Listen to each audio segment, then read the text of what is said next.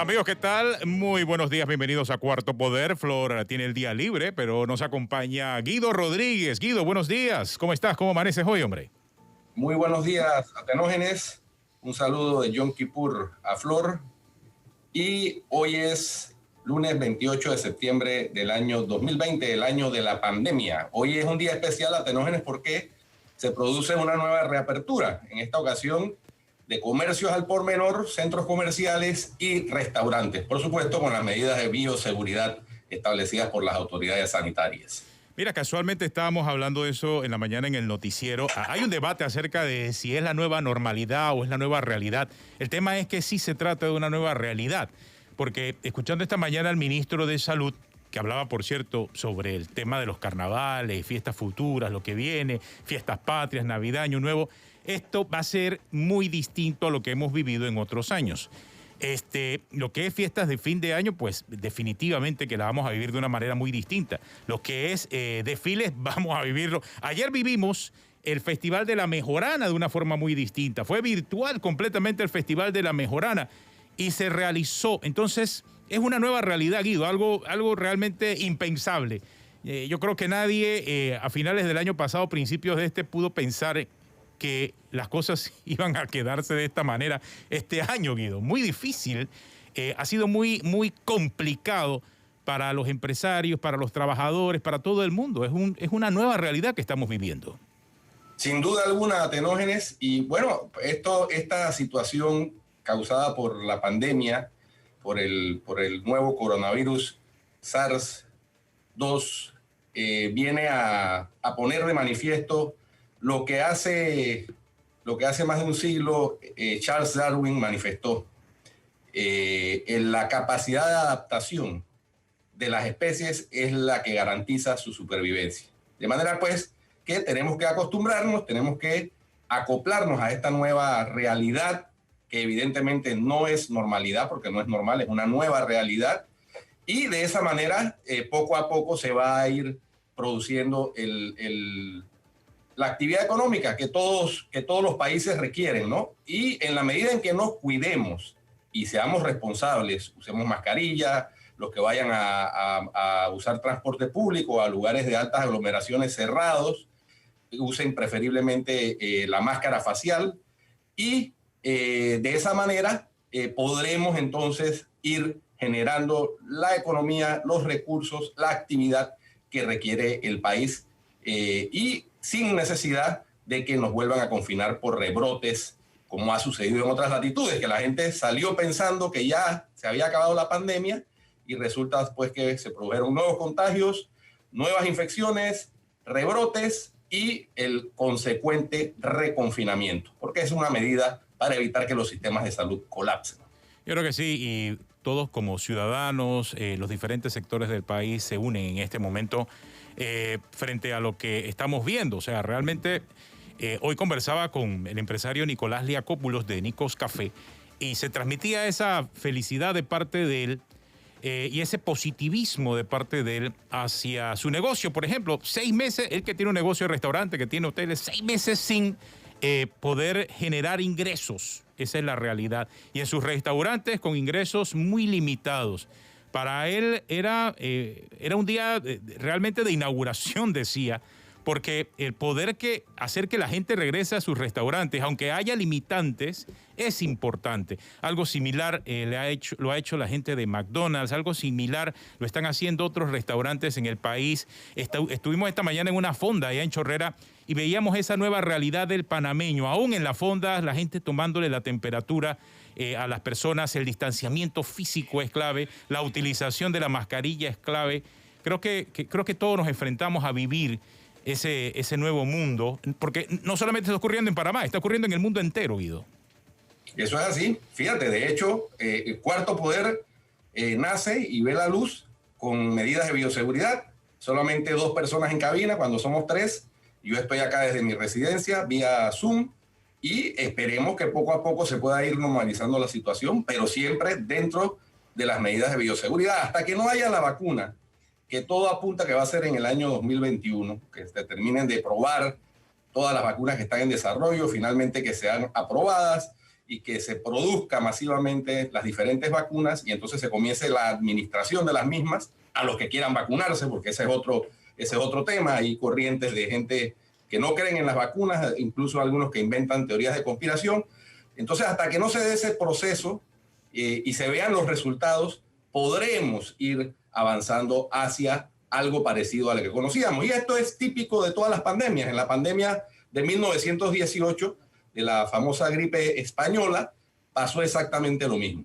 Por supuesto que ahora tenemos mayor tecnología, mayor comunicación, mayor manera de comunicarnos y de informar las medidas de bioseguridad, y por eso los resultados de esta pandemia deberían ser menos desastrosos que aquella en donde murieron 50 millones de habitantes del planeta Tierra. Bueno, eso es cierto, pero paralelo a eso también hoy escuchaba al señor Lombana, que lo vamos a tener el miércoles acá en el programa, por cierto, hablar acerca de dos cosas. La primera, hacía una advertencia sobre todos estos fondos que están tratando de colocarse en las instituciones financieras del Estado, Banco Nacional, Caja de Ahorros, para que llegue o para que fluya de forma mucho más efectiva hacia los pequeños y microempresarios que lo necesitan, porque parece que la burocracia consume el sistema y también está afectando a estos micros y pequeños empresarios en un momento tan difícil para ellos, en un momento en que se necesita tanto ingreso, en un momento en que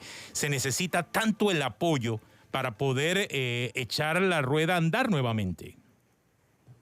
Ciertamente, y es parte del reclamo ciudadano que tiene que ver con no solamente con la transparencia en el uso de esos recursos, que al fin y al cabo son recursos de todos esas emisiones de bonos, recurrir al uso de los intereses del Fondo de Ahorro de Panamá, etcétera, requieren ser utilizados con prudencia, pero además con la suficiente transparencia. Pero a eso le añadimos el elemento de la agilidad, para que efectivamente sirvan al propósito de paliar la crisis económica que evidentemente ha producido este encierro de más de 6 meses. De manera que si queremos demorar menos en el tema de la reactivación económica, algo que además le beneficia al propio fisco, porque en la medida en que haya movimiento económico, en la medida en que haya gente recibiendo ingresos y esa misma gente que está recibiendo ingresos consuma, pues se produce una recaudación mayor en el fisco. Yo estoy seguro que el rubro del impuesto del ITBMS del 7% ha sido uno de los más afectados durante estos 6 meses. Independientemente de todo lo que tiene que ver con las moratorias, con el impuesto sobre la renta, etcétera, ese ingreso del 7% es fundamental para que el Estado pueda hacerle frente a sus gastos de funcionamiento, sus inversiones, etcétera. No, y llegaste al punto clave, porque Lombana también señalaba eso. Muy bien, estamos pidiendo en menos de un año 6.375 millones de dólares. Cada vez que colocamos un bono de 2.500 millones, eso es deuda. Es plata que estamos pidiendo prestado al mercado internacional, al mundo entero. Pero ¿qué resulta? Acá internamente, ¿dónde están las explicaciones? Ayer incluso la Cámara de Comercio también estaba pidiendo al gobierno explicar el uso de los fondos y también la contención de gastos de funcionamiento, que creo que debe ir de la mano una cosa con la otra, Guido. Es así, y afortunadamente la presión ciudadana, Atenógenes, y el escrutinio que hacemos los medios de comunicación va rindiendo frutos. Me imagino que te percataste que, por ejemplo, el pretendido alquiler de vehículos, ya la cifra se redujo de 10.3 millones a algo más de 6 millones. Y el número de vehículos pasó de 251 a 144. Entonces, y yo creo que todavía se puede afilar más el lápiz, ¿no? Comprendiendo que hay necesidades, comprendiendo que siempre va a haber necesidades por parte del Estado para poder funcionar adecuadamente, tiene que haber también la comprensión de que estamos en un momento especial, en un momento diferente, en un momento que se requiere, como se dice popularmente, apretarse el cinturón todos, porque no se puede solo pedir a los ciudadanos que nos apretemos el cinturón, mientras que del otro lado el embudo sigue siendo ancho para unos. Entonces ese es el clamor ciudadano y eso parece ser que las autoridades poco a poco lo van comprendiendo. Ojalá tuvieran mayor facilidad de comprensión y mayor facilidad de aplicar las medidas de contención del gasto público, que es una situación absolutamente necesaria. Con la suspensión de las actividades que ya se han anunciado que serán suspendidas, pues ahí hay también una fuente de ahorro tanto para los ciudadanos, para las familias, como para el Estado, porque es indudable que estas actividades que concentran masivamente a la población, carnavales, procesión de Portobelo, etcétera, fiestas patronales, requieren atención por parte de estamentos del Estado, y eso conlleva gastos. Pero también los gastos que hacen los particulares en eso, desafortunadamente afectando las economías locales de los lugares donde se celebran esas actividades. Entonces ahí es donde el Estado tiene que estar presto a apoyar a esas economías locales que se van a ver afectadas. Eso es cierto, o sea, la rueda de la economía pues definitivamente se interrumpe al suspender muchas de estas actividades, la suspensión de los carnavales, por ejemplo. Es gente que estaba planificando esto desde ahora, desde octubre hasta febrero. En los próximos 5 o 6 meses vivían específicamente de esa actividad. Lo de Cristo Negro de Portobelo, gente que estaba esperando ese repunte económico para este sector. Son actividades que se van suspendiendo. El Festival de la Mejorana en Guararé, por ejemplo. Son actividades que se van suspendiendo y que se requiere entonces la participación directa del Estado. Bueno, ese tipo de explicaciones son las que deben darse en función de la plata que se está pidiendo prestada. Si es para eso, bueno, señores, es para reactivar Portobelo, es para reactivar las tablas, es para apoyar a tal o cual región.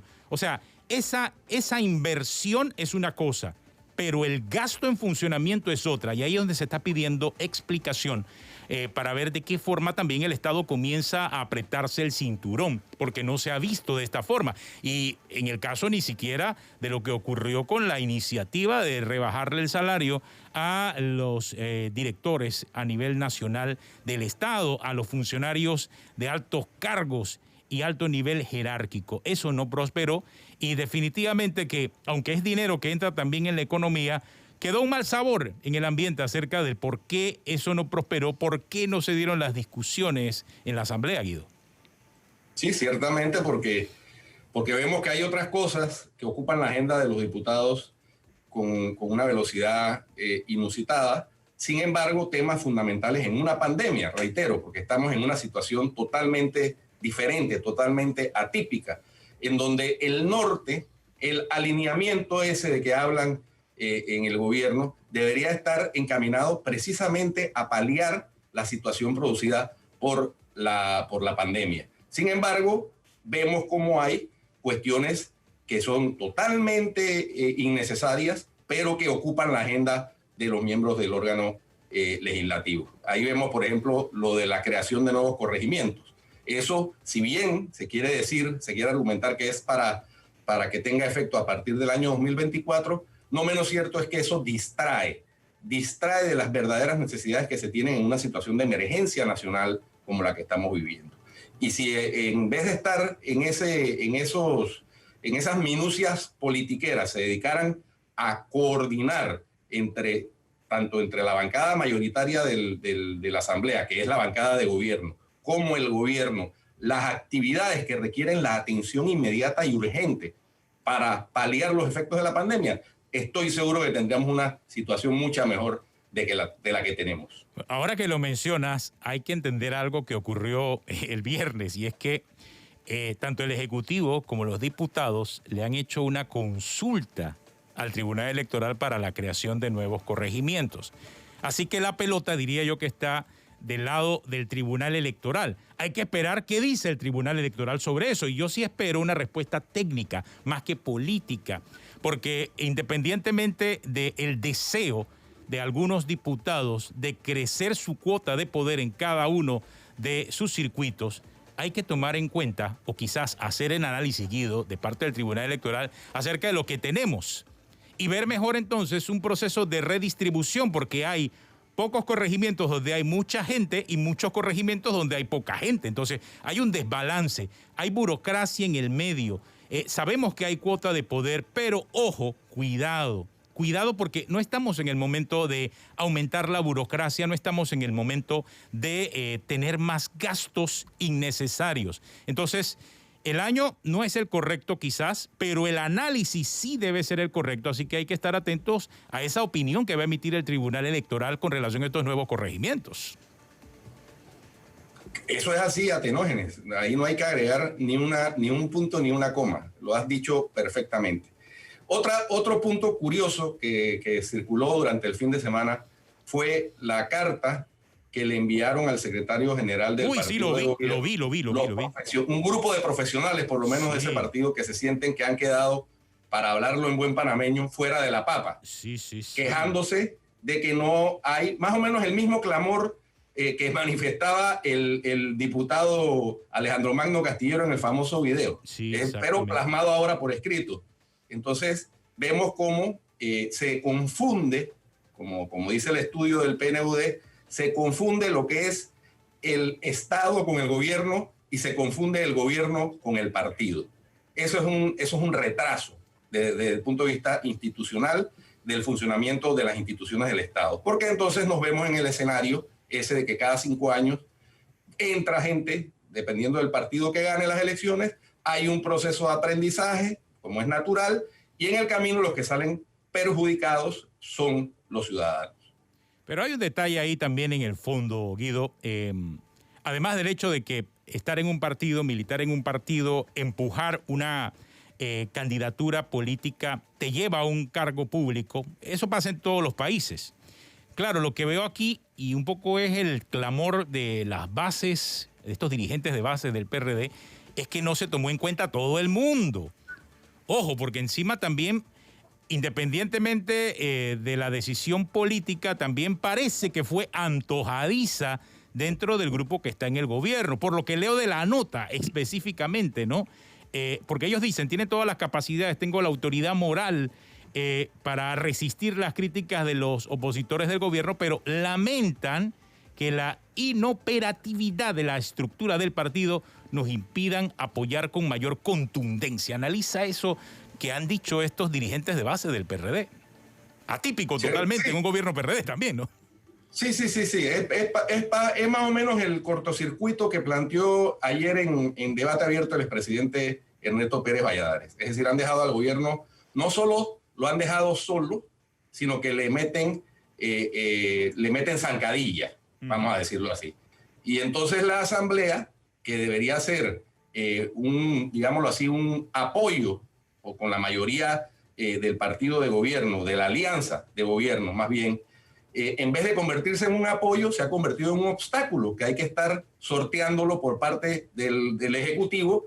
Y entonces por eso, atenógenes, como lo hemos analizado antes, es que se producen estos dislates en materia del cumplimiento de las normas constitucionales, porque lo ideal sería que el Ejecutivo, teniendo esa mayoría, hombre, si hay que decretar la suspensión de garantías fundamentales por los efectos de la pandemia, que se haga como dice la Constitución. Pero para evitar estar sometidos al chantaje que también planteó el expresidente Pérez Valladares, al chantaje de la Asamblea, entonces el Ejecutivo opta por la fórmula de acogerse a una norma del Código Sanitario de 1947 y pasarse por encima lo que dice el artículo 55 de la Constitución Nacional. Estos son los cortocircuitos que produce el sistema politiquero en que estamos inmersos, desafortunadamente.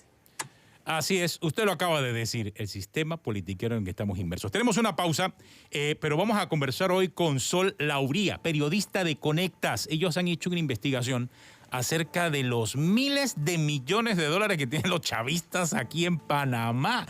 Suena un contrasentido. ¿Cómo es esto? O sea, los chavistas en Panamá con miles de millones de dólares, pero ellos no eran un gobierno del pueblo, por el pueblo y para el pueblo. Pues se equivocó el asunto, Guido. Vamos a hablar con Sol Lauría después de la pausa para que nos explique esa investigación y cómo es que se encontró ese dinero aquí en Panamá. Ya regresamos. Quédese con nosotros. Esto es Cuarto Poder. Seguimos aquí en Telemetro Radio, son las 8:25 minutos de la mañana y vamos a establecer contacto, Guido, con Sol Lauría, que ha realizado una investigación con un grupo que se llama Conectas para identificar mucha plata que tiene el chavismo aquí en Panamá. Muchos miles de millones de dólares. Sol, buenos días, creo que ya te tenemos vía Zoom en este momento en contacto. ¿Cómo estás, Sol? Cuéntanos acerca de esa investigación. Sería interesante ver eso. Para mí, desde el primer día que la vi, me resultaba como chocante. O sea, que aquellos llamados al socialismo del siglo XXI, en donde era criminalizar el hecho de que tenías que acumular riqueza, terminaron acumulando riqueza. 22, 23 años después de haberse tomado el poder en Venezuela. ¿Cómo es eso? Es como un contrasentido. Sol, cuéntanos. Bienvenida aquí a Cuarto Poder. ¿Qué tal? Muchas gracias. Buenos días y gracias por la invitación. Bueno, como tú dices, de verdad que es algo de una magnitud inimaginable y ni siquiera es todo, porque obviamente no todo se puede mostrar y comprobar y chequear.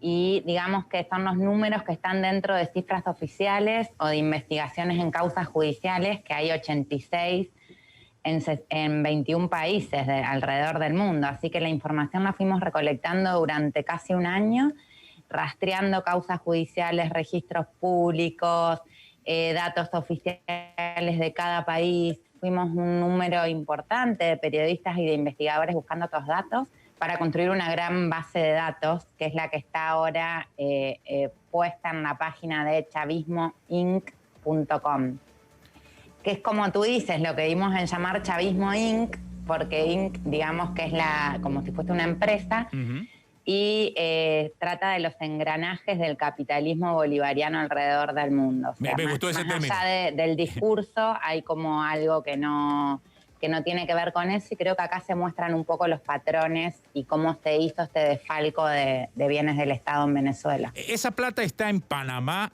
Sol, o sea, esos miles de millones están en Panamá, o sea, en cash aquí, en inversión. No, están en muchísimos sitios. Okay. Lo que pasa es que Panamá fue uno de los lugares como muy importantes. Dentro de este engranaje hay mancuernas que pueden como canalizar mejor ciertas cuestiones por las características de su jurisdicción y etcétera.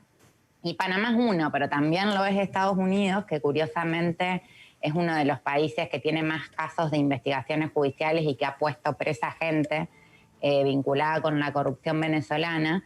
Pero fue un punto muy importante. También lo fue España. España tiene al menos 9 investigaciones y muchísimos millones de dólares en viviendas y en empresas y bueno, etcétera. Y también en otros países la fuga se hizo de otras formas, porque España, Panamá y Estados Unidos fue más que nada a través del sistema bancario, de sociedades anónimas y de inversiones inmuebles, para borrar los rastros de la plata, justamente. Pero en otros países como El Salvador, Nicaragua, Argentina o Bolivia, fue a través de alianzas políticas. Y entonces directamente con el manejo de administración pública, por ejemplo, fideicomisos, inversiones, contrataciones para construir obras. Así robaron muchísima plata, de un lado y del otro. Si yo te tuviese que hacer una conclusión, y era algo que hablábamos mucho con el grupo de periodistas, participó Conectas, que es un non-profit, una plataforma periodística, Transparencia Venezuela, que es el capítulo local de Transparencia Internacional, y también Alianza Rebelde Investiga, que es un grupo de medios independientes en Venezuela. Y hablábamos mucho de eso, cómo la trama Venezuela y los patrones y el desfalco del Estado no logra entenderse bien, porque siempre queda marcado dentro de la irritación, digamos, del modo de discusión del algoritmo de Twitter, ¿no? Vos, el otro, no sé qué. Pero en realidad es como si fuese un Odebrecht al revés.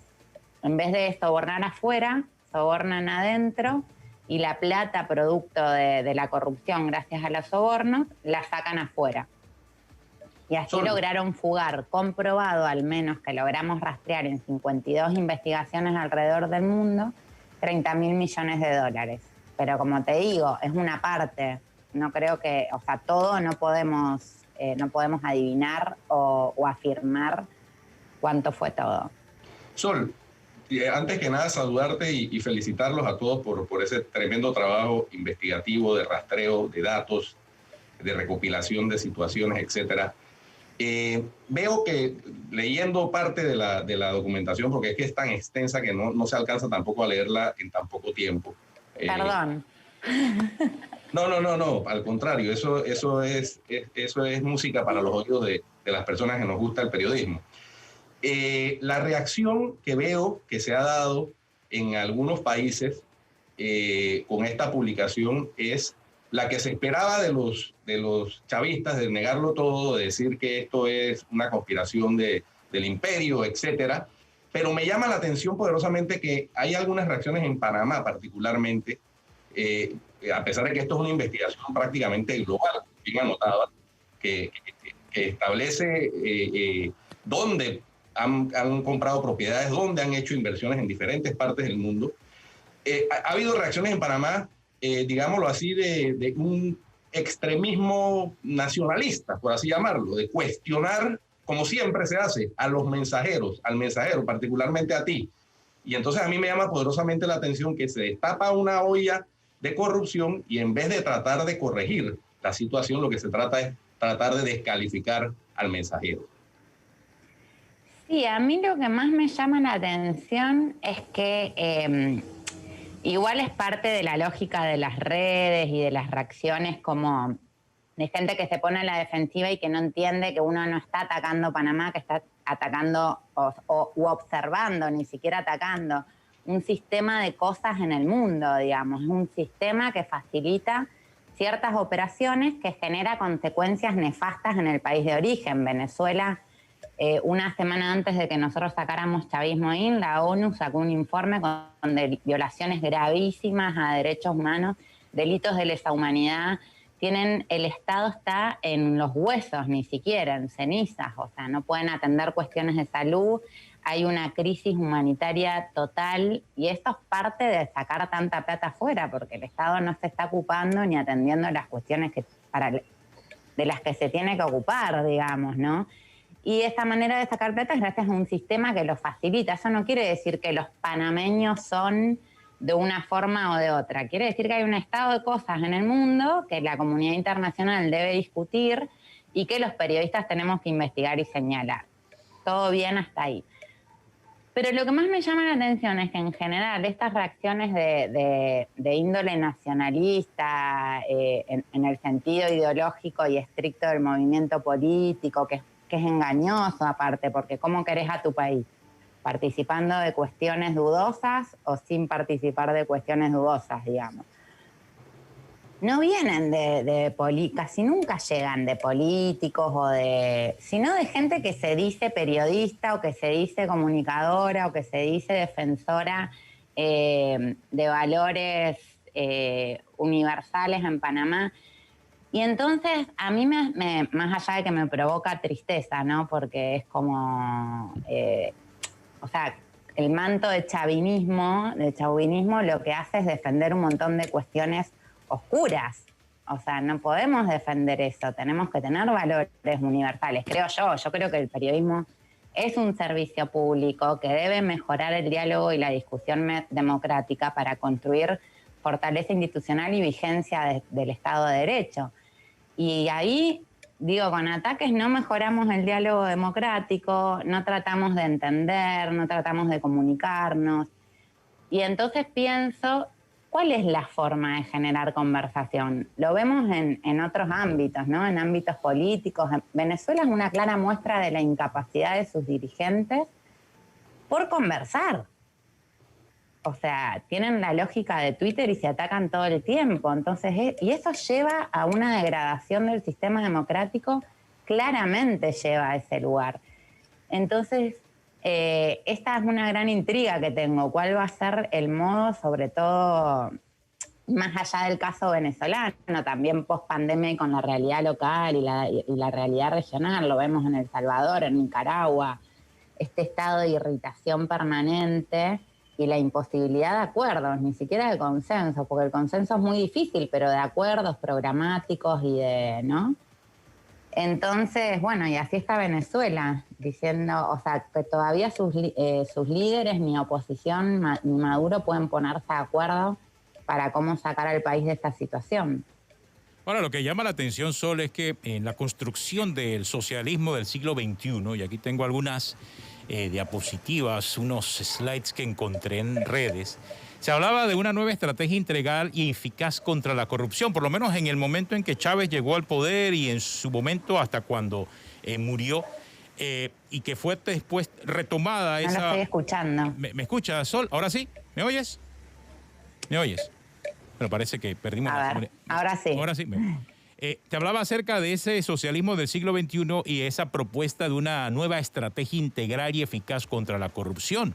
Con los miles de millones que estamos viendo ahora en cuentas de altos funcionarios del chavismo, nos damos cuenta que después de más de 23 años en el poder, realmente no hubo una responsabilidad de parte de los principales actores en no acumular riquezas tal como lo hacían antes de tomar el control de la situación, porque esa era su propuesta, ¿no?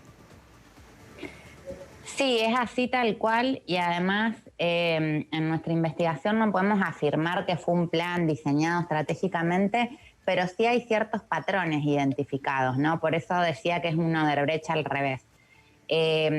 Sobre todo en las reparticiones del Estado que manejan mucho dinero, como PDVSA, energía, todo lo vinculado al petróleo, por eso los petrodólares, había grupos que tenían una cabecilla política y esos entregaban como el negocio a un aliado, que casi siempre es un empresario, de los que se habla boliburgueses, esta nueva generación joven que se volvió millonaria gracias al chavismo. Y estos se formaban como clanes dentro del Estado que sacaban el dinero a través de distintas estrategias. Entonces el empresario, por ejemplo, Gorrin, los que están mencionados en causas judiciales estoy mencionando, bueno, hay varios, con Bit, que están en la causa Money Flight, contrataban servicios de banqueros y abogados, que aquí hubo uno que ayudó en uno de los mayores casos, que es Operación Money Flight, que fueron 1.200 millones de dólares que se fugaron de PDVSA a través de bonos, cuentas falsas, etcétera. Fue gracias a un banquero suizo que estaba, o alemán, no me acuerdo, que estaba en Panamá, siempre me confundo, Matías Krull. Sacaban la plata con asesoramiento de banqueros en Estados Unidos y empresas en, sobre todo, Estados Unidos, Panamá en parte y España. Y eran patrones, vos los ves como repetidos en las mismas causas y en casi todas las causas de corrupción que hay en el mundo, que son 86, hay alguna sociedad panameña, en casi todos usaron la estructura de Panamá para lavar. Y también España y también Estados Unidos, ¿no? Pero hay patrones que se repiten, que es esta ramificación por paraísos o jurisdicciones offshore para mover dinero y perder la pista del rastreo del dinero, que no se puede investigar. Ante la confesión de este banquero alemán, entiendo que es Matías Krull, que estaba radicado en Panamá, pero fue capturado en Estados Unidos y confesó todo el esquema y cómo se ejecutaba y quiénes participaban y todo. ¿Cómo pueden todavía los participantes en ese esquema de corrupción para saquear de manera grotesca los recursos públicos de Venezuela, acusar al imperio de que esto es una conspiración yanqui? Porque es que a mí, o sea, ese patrón también se repite. Cuando los políticos son sorprendidos saqueando sus países, la respuesta casi unánime es que se trata de un ataque político. Y los culpables pues son desde el adversario político local hasta fuerzas oscuras. Lo único que falta decir es que el Estado profundo, global, también. Es que construyen con esto de lo que hablábamos hoy del nacionalismo, al final terminan construyendo un discurso que arropa ilegalidades por las teorías conspirativas. Nos atacan de afuera, esto es una cosa del extranjero, Yankee Go Home, ¿no? Todo, o sea que... arropan toda una serie de ilegalidades porque genera como fidelidad por resaltar estos valores locales o nacionales, que no es lo mismo que patriotismo, ¿no? Por favor, ni la causa del canal no se puede comparar con el discurso de Maduro para defenderse, o sea, no se puede confundir una cosa con otra, quiero decir. Pero es lo que sucede. Entonces, de verdad que, como te decía hoy, yo estoy pensando, ¿cómo se hace? Porque... Vos decís, hay 38 investigaciones, no sé cuántas personas presas, qué sé yo, y el tema no es que Maduro lo diga, es que hay gente que le cree realmente, y Y el informe de la ONU aparte muestra persecución política, ejecuciones con gatillo fácil, policías entrando en casas y matando, espionaje. Y aún así todo se trata de un ataque, y eso lo está haciendo el propio Estado en Venezuela. Entonces sí, es una manipulación de conciencia, eso es lo que ha ocurrido. Parte de la estrategia del movimiento del socialismo del siglo XXI giraba en torno a la ciencia del ejemplo. Y ellos ponían como el gran, su gran norte, esas palabras que se las ponían en la boca de Che Guevara, ¿no? Y lo vendían así: el socialismo es la ciencia del ejemplo. ¿Será que ellos lo llevaron a la práctica diaria de que si yo robo, todos roban? Porque es todo lo contrario el mensaje. El mensaje es la lucha contra la corrupción. Por eso ellos se toman el poder para ir en contra del sistema establecido en Venezuela, pero han terminado siendo peores que los que sustituyeron. O sea, esa ciencia del ejemplo, ¿dónde quedó? Se quedó en el aire. Se quedó en la boca solamente de aquellos que se llenaban diciendo que eran socialistas de ciencia y paciencia, ¿no? Sí, hay muchas cosas en torno a Venezuela. Los otros días lo escuchábamos a Trump mismo diciendo vamos a hacer Venezuela. Nadie va a ser Venezuela, solo Venezuela puede ser Venezuela. Es un caso único en el continente. Eso me gustaría aclararlo porque en todo ven como el fantasma de Venezuela. Este tipo de gradación yo creo que tuvo que ver con esta imposibilidad de diálogo democrático institucional y un avance sobre las instituciones que se fue acrecentando y profundizando, con una base sólida de apoyos populares y con el ejército de su lado. Entonces hay como toda una conjunción que hizo que esto pudo perdurar, sobre todo también una oposición que ha tenido falencias para lograr ponerse a la altura de las circunstancias y construir un diálogo que genere una salida. Entonces, esperemos ahora, parece que Maduro está prometiendo que va a haber elecciones libres y abiertas por primera vez después de mucho tiempo en diciembre. Y parece que esto podría ser un empujón, lo de la ONU y distintos tipos de conversaciones internacionales y la presión para que empiece a haber un diálogo de otro tipo. Ojalá, porque de verdad que Venezuela, o sea, lo hemos visto, han venido miles de inmigrantes a Panamá de Venezuela porque no les queda otra alternativa, la gente la está pasando muy mal.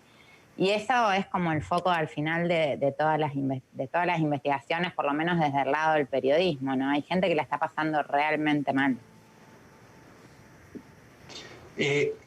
Sol, una acotación.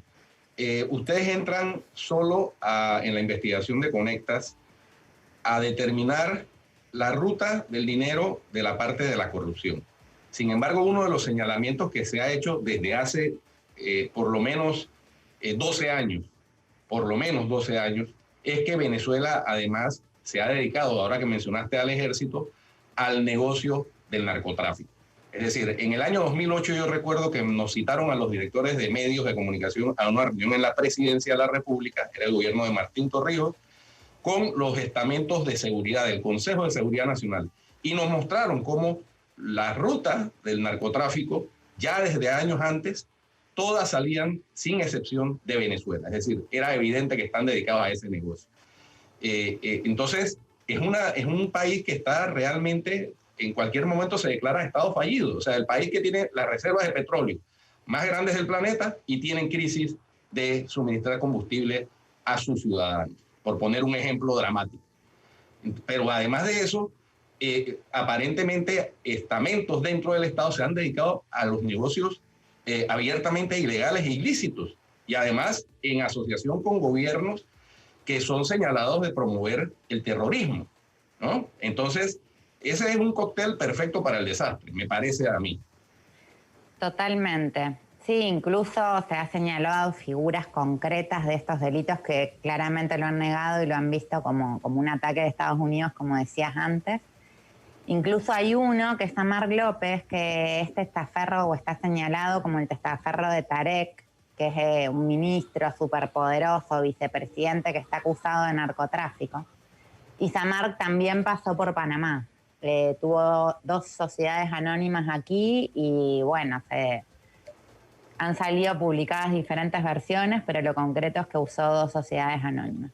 Ahí también hay que ver qué falla, ¿no? Cómo con una persona acusada de narcotráfico, señalada de delitos, no saltan las alarmas cuando haces la debida diligencia, que es este proceso que tiene que hacer todo abogado, banquero, para ver si es una persona políticamente expuesta.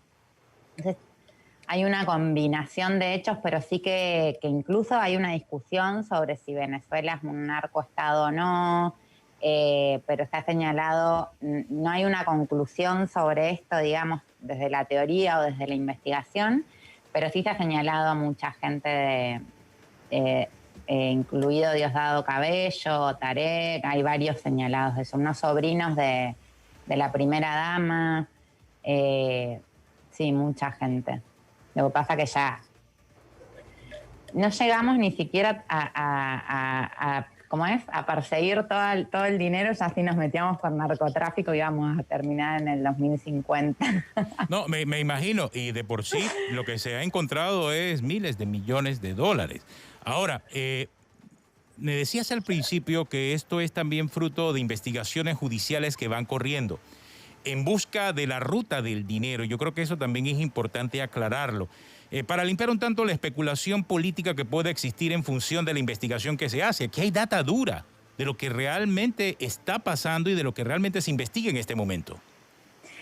Sí, como te decía, el proceso fue a partir del año pasado con Transparencia Venezuela, un grupo de investigadores y periodistas rastreamos todas las causas judiciales en 69 países y también buscamos a un listado, digamos, como un Excel que teníamos en común con un montón de personas de interés en Venezuela. Esto es los funcionarios, exfuncionarios, familiares, testaferros, gente mencionada, en bases de datos oficiales de cada país. Por ejemplo, yo acá lo buscaba en el registro público, en Estados Unidos en registros de inmuebles, en registro de propiedad. En España lo buscaban en el boletín oficial, que es donde salen las empresas, todos lo fuimos buscando. En base a eso construimos una gran base de datos con unas 5.000 personas con un montón de interacciones. Pero finalmente, por esta cuestión de seguridad, el método periodístico es seguridad, chequeo, fuente, documento, había algunas que habían salido mencionadas, por ejemplo, en medios de comunicación como que estaban siendo investigadas, pero no conseguíamos el papel o el documento que acreditase eso, así que las borrábamos y quedó una base de datos de 1.000 agentes entre personas, instituciones y empresas con 3.000 interacciones alrededor del mundo por este tipo de cuestiones. Ya te digo, con una base reducida de la inicial, porque justamente necesitábamos chequear y antes de publicar, bueno, tenemos todos los documentos de actas, documentos judiciales, documentos todos los respaldos de cada cosa que se afirma, ¿no? Y también le enviamos como unas 70 o 100 envíos para pedir contrastaciones a la gente mencionada, que la mayoría no contestó, pero también existió esa posibilidad, digamos, de que la gente diera su versión, que ya sabemos que es algo a los que estamos obligados los periodistas porque primero, la persona tiene derecho de defenderse y de dar su versión, y segundo, el lector tiene derecho de saber qué opina esa persona sobre las cuestiones sobre las que se las está mencionando, ¿no? Entonces también se hizo eso. Sí, fue muy riguroso, por eso fue un trabajo bastante largo también. Entendemos. Por ahí en la diaria no es tan fácil hacer todo eso, ¿no?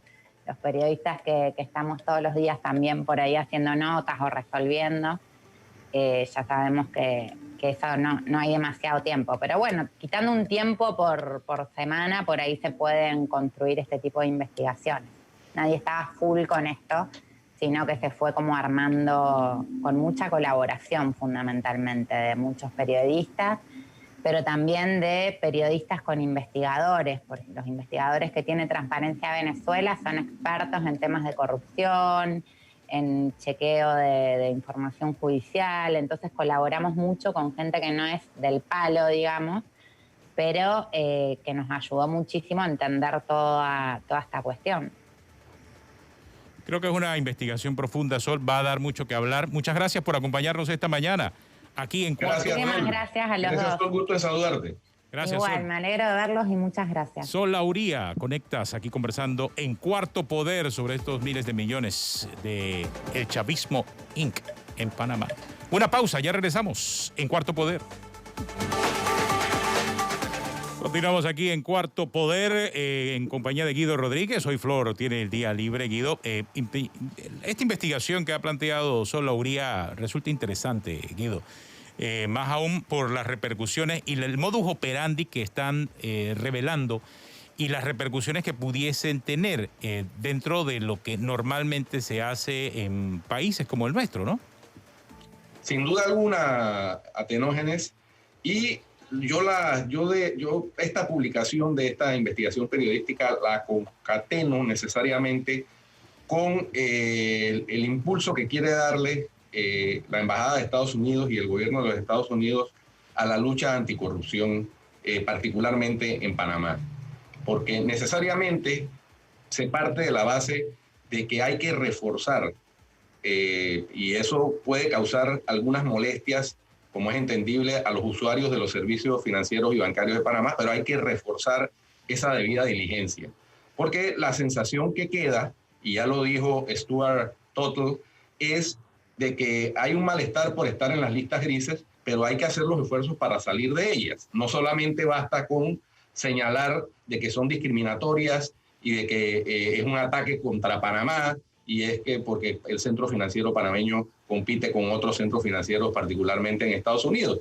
Eso puede ser cierto, pero lo que hay de por medio es que nuestro centro financiero, a pesar de las medidas que se han endurecido en materia de legislación bancaria y en materia de las obligaciones de los oficiales de cumplimiento, sigue siendo un punto vulnerable, de tal manera que es utilizado por los delincuentes internacionales, y esta investigación así lo demuestra, para lavar miles de millones de dólares. No somos los únicos, ni somos los más grandes, por supuesto. Estados Unidos, sin duda, es donde, por el tamaño, es donde más dinero sucio se lava en el mundo.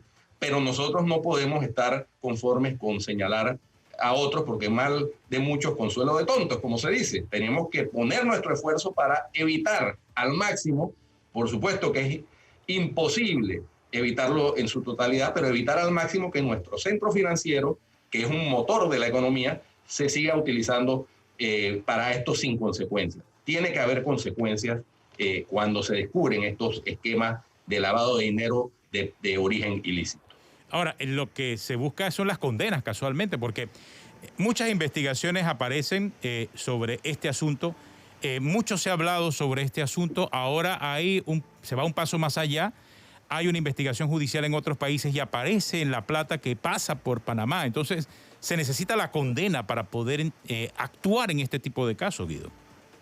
Sí, necesariamente, porque es que si no, la sensación que queda, que sigue siendo una sensación que produce mucho malestar para el clima de negocios, para el clima de inversiones, que ahora más que nunca se requiere tenerlo sano, es esa sensación de impunidad, de que la justicia panameña no funciona, de que la justicia panameña es corrompible, de que la justicia panameña solamente se aplica al hijo de la cocinera, pero a los encopetados, a los criminales de cuello blanco, a los políticos, hay otra medida y otros recursos que aquellos que pueden contratar costosos y mañosos abogados, pues siempre salen bien librados. Esa sensación hay que acabarla. Y esa sensación se acaba produciendo, como bien anotas, Atenógenes, las condenas respectivas. Mira, lo que ayer Flor Misrachi casualmente entrevistó a Aura Emérita Guerra de Villalaz en la prensa, en su gustada segmento El Knockout. Y la ex magistrada Aura Emérita Guerra de Villalaz dice que la justicia no responde a la ciudadanía. Y se le presenta por parte de Flor frases muy, muy claves. Entonces, bueno, ¿a quién responde? Dice Aura Emérita Guerra de Villalaz, a intereses muy particulares, económicos y políticos. La Corte actual, en una frase, le preguntaba a Flor y dice, no tiene conciencia de su enorme responsabilidad, incurre constantemente en dilaciones indebidas. El magistrado más salvable, le preguntan a Aura Emérita Guerra de Villalaz y dice, me cuesta mucho, Guido. O sea, esa frase, ese asunto de que la justicia no responde a la ciudadanía, es algo que los ciudadanos de a pie lo repetimos, pero ahora que una ex magistrada de la Corte lo diga, es otra cosa, Guido. Sí, claro, porque la doctora Auremérita Guerra de Villalaz, que cumplió con su cometido como magistrada de la Corte Suprema de Justicia en la conocida como la Corte de Lujo, que fue la Corte después de la invasión, los magistrados que fueron designados por el expresidente Guillermo Endara, realmente en esa Corte había ilustres juristas. Era una situación especial la del país, una situación de emergencia, digamos una situación parecida por las connotaciones de diferente y de anormal a la que vivimos ahora. El gobierno designó unos abogados ilustres para atender los casos de la Corte Suprema de Justicia y por eso se llamó la Corte de Lujo. Y sin lugar a dudas, esa Corte, comparada con la actual, es años luz, pero años luz de distancia, una Corte que producía mejores resultados. Hay mucho cuestionamiento sobre los sistemas, sobre el sistema judicial, sobre cómo está estructurado nuestro sistema judicial y cómo, por ejemplo, en materia civil hay procesos que demoran 15 o más años en resolverse. Y eso hay que revisarlo también, sin duda alguna. Pero en la parte que corresponde a la jurisdicción penal, hay sin duda cambios que requieren atención inmediata. Yo planteaba la semana pasada, por ejemplo, el tema de los recursos dilatorios y que la prescripción de la acción penal sigue corriendo a pesar de haber iniciado las investigaciones por parte del Ministerio Público. Eso a mí me parece terrible, porque entonces los abogados se dedican a interponer recursos dilatorios. Y si además las decisiones de los jueces o magistrados son decisiones que se toman a la velocidad del caracol, por no mencionar otro animal, entonces estamos en un sistema que la gente siente que no funciona y eso es peligroso, eso es delicado. Sobre la justicia, sobre la base de administrar justicia, de dar a cada cual lo que le corresponde, descansa el sistema democrático. Bueno, gracias Guido por acompañarnos. Así terminamos aquí en Cuarto Poder. Mañana vamos a estar hablando de educación. Hay una cifra preocupante y lo voy a dejar con eso hasta mañana, y es que hay 200.000 estudiantes de escuelas públicas que no están dando clases virtuales. ¿Por qué ocurre eso? Mañana vamos a tratarlo aquí en Cuarto Poder. Gracias por acompañarnos, Guido. Flor, bueno, se reactiva el miércoles, así que mañana todavía nos tienen que soportar a nosotros. Será de nuestra parte. Hasta mañana. Gracias, Guido. Hasta mañana.